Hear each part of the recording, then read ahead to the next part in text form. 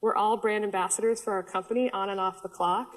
So, and I tell people that just because you're not at work, remember, you never know who's behind you. So whenever I'm out talking about work, I don't say Starbucks in public, I say Lorenzo's.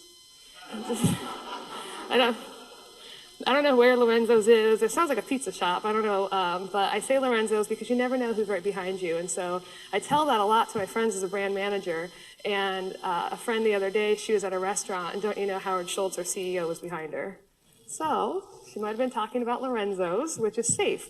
So, but we're all brand ambassadors, and people watch us. And since we're such a large brand, people listen to us. And a lot of people yesterday talked about how our customers are our candidates. And we have to remember that. We have millions of people that go in our stores every month, and that all of those people are candidates, whether they want to work for corporate, or maybe they have sons and daughters or nieces and nephews that might be baristas someday. So we always want to make sure that that candidate experience is really good for them in case they come and want to work for us. But I think one of the things that we're doing to help measure that is we're changing recruiter behavior. So we really over-rely on those drop-down menus in our career centers that tell people, where did you find that job? Whether they found it at starbucks.com, which I think is not a source. I personally think that's a destination. Because I then wanted to go into what I like to call employment branding marketing 1.0. We hear a lot about Web 2.0, and I think as an employment brand manager for Starbucks, these are all the things that I think we used to be doing probably just about 6 months ago, where we had brochures, and we still have the window cleanings in the stores, and we're still going to continue to have that brand messaging on the stores for any other retailers out there. I think we're moving into employment branding 2.0, which is really about real-time interactive conversations, and we're creating connections and relationships. If we would have created those Facebook and Twitter channels as marketing channels, as selling things, it would have never worked. And we took a completely different approach, and we just built relationships, which is why we have those 6 million people that follow us. So I said I had 4 sentences. The 4 sentences being, we're all brand ambassadors, keep it first person, stick to your expertise, and don't outsource your voice. Because I think we need to remember when we go through a recession and we think everyone's losing their job and it seems so gloom and doom and we're just, no one has a job, everyone's looking. And I see this chart, which is from the Bureau of Labor Statistics, not everyone's looking. The smallest piece of the pie is actively looking. So you hear me talk a lot about passive candidates and how can we reach that 67%, that passive and not looking, and how can we build those relationships with them so that they can then be interested in jobs with us. But this is what I call employer branding marketing 2.0. So we went from 1.0, we went from brochures and window clings and sandwich board signs. So here's what we're doing today, and here's what we're doing with Facebook, Twitter, and LinkedIn. And YouTube and Google. And I talk about the source of hires, and we track very, very heavily, as I already mentioned, and the changing that recruiter's behavior on how can we track those sources. I have little numbers up there because I just wanted to let people know that to date we've had 25 hires with Facebook. We have had 5 hires through Twitter, 30 with LinkedIn, 0 with YouTube, but we've had 20 with Google, but still getting people to come through those channels by even having hiring managers and business unit leaders put on their Facebook and LinkedIn pages that they're hiring that person within their department. So we've then gone out to all the departments, not all yet, we're still kind of doing an internal roadshow, but letting people know that it's just not staffing's responsibility to recruit. It's all of our responsibilities. We should all be doing that every day, and we all have people in our network. And I like to have this chart because it reminds me that even if I have 200 people in my network and each person has 200 people in their network, that's 40,000 people that I have access to. And that's just if everyone has 200. People have thousands of people on LinkedIn right now. So I thought this chart was interesting to kind of talk about Facebook and how it really has surpassed monthly traffic than Google. So think everyone Googles everything. You want to learn something, you go and you Google it. So the fact that Facebook visitor per month has passed Google, it tells me how many people are using Facebook every day. 50% of users that are on Facebook are logging in at least once a day, and they're spending at least 5 minutes on it. So we have to watch those trends on how that's going to keep going up. I'm sure it'll keep moving. We're doing it in a few different ways. We're using the discussion boards, we're doing Facebook ad buys, and we're also using it to talk to our fans. So right now we're doing a lot of research around employment branding, and we're wanting to see what people think about us in the marketplace as an employer of choice.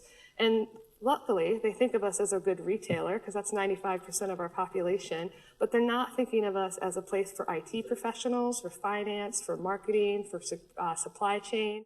So this is an example of Facebook ad buy. Unfortunately, this isn't just a really good picture of me. This is my doppelganger.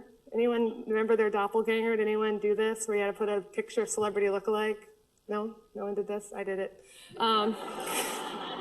But people don't realize that you have the opportunity to take this space and you can buy this and you can target it. So I don't know if you've ever checked out Facebook and changed your marital status, or you're having a baby, or you want to change genders. Do that and see what comes up on that side of those ads. It's shocking. It's shocking. Someone said, I don't like all these ads I'm getting. I'm tired of giving me all these old lady ads. I'm like, well, turn 25. See what happens. Well, what you can do is say, I want to target a city, I want to have keywords. So this is an example of an IT ad buy that we did, and we can pull up those keywords. And I might target 500 people. If I open it up to the United States, I might be targeting 60,000 people. And I only pay when people click. So we're getting hires through this way. And to me, this is the new version of a line ad. Right? We used to do print ads, classifieds. This is the new line ad, in my opinion. How many people are familiar with a career widget? So I like this. I think this can really target the passive audience, because I can go and put this on my Facebook page and I can target it even personally, even for internal hires, because that we hear a lot that people internally don't know when openings are going to happen. So they can then put this widget and program it to how they want to have the information served to them. So if they want to learn about marketing jobs when there is an opening going to be at Starbucks, they can put this, and so when we put it in Taleo, it automatically feeds to the widget, and so then automatically tells people that we have those jobs available. So I think that's really cool. And so we want to tell people about this so that they can then share it with their friends. So I like this chart to show kind of how Twitter keeps growing, and it just consistently has grown over the past 7 months at almost 24 million unique visitors. So this is our at Starbucks Twitter page. So we keep it branded. Jeremy and Phil and I, we've worked since probably the beginning of November. We just started this. We wanted to make sure we had these 5 strategic pillars and we have this in front of us. So each day we can tweet about jobs within retail management, retail hourly, positions at the SSC, and then also keep that global reach. I'm an admin of Twitter. What will happen is that I have it set within LinkedIn to pull any tweets that are happening so that it updates it on my LinkedIn profile. So I'm kind of passively recruiting people, or potentially within my network at LinkedIn, just automatically, because I get to be that admin for Twitter.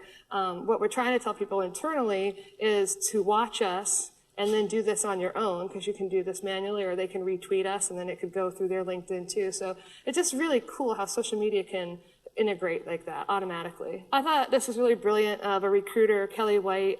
She was going to a store dev conference in Las Vegas, and she saw that we had tweeted about it, and she wanted to let people know that she was going to that conference. So she found the group on LinkedIn, and then she let people know that she was going to be there, that Starbucks was going to be represented, and that indeed she herself was going to be there, and gave her email address. So if people wanted to talk to her in advance, before she even got to the conference, she marketed herself there. And she used a LinkedIn group this way, all free, easy. I don't know how many hires she just got back, so we'll see how that goes for her. But I thought, what a really cool way to kind of do some PR for yourself. We have a CRM. So we launched this in October.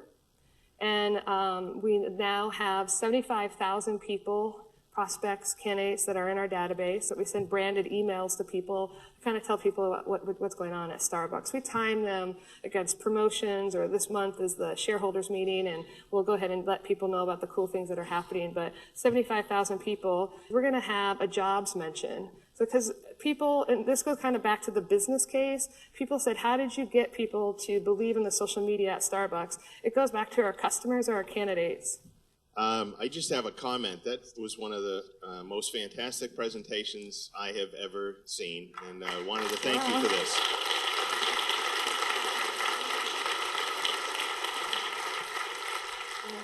I've paid a lot of people, but I don't know him, so I love you too.